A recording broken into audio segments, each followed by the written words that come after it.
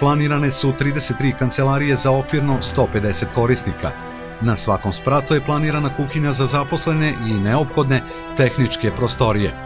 Objekat je povezan pasarelama sa izložbenim i prostorom za rekreaciju i kafeom.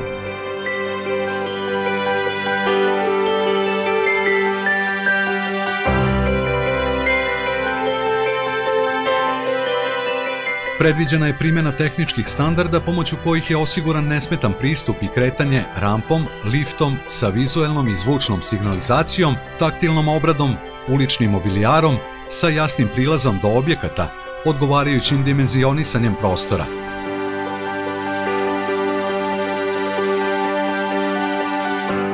Hala je modularna i sastoji se iz 14 modula od po 280 metara kvadratnih. Konstrukcija proizvodne hale i nadstrešnice je od prostornih čeličnih sistema sa ispunom u vidu fasadnih izolacionih panela, kao i sa dvovodnim krovom hale. Svaki modul ima prirodno osvetljenje preko krova i otvora na ulaznim vratima. Objekat je jednostavno rešen sa svedenim detaljima koji ga oplemenjuju.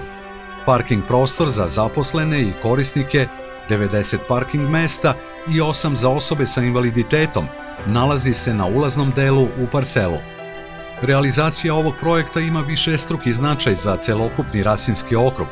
Osnažit će postojeće resurse i stvoriti uslove za razvoj informacionih tehnologija, omladinskog, ženskog i porodičnog preduzetništva, što će za rezultat imati utemeljenje na zdravim osnovama za buduće generacije. Za našu decu.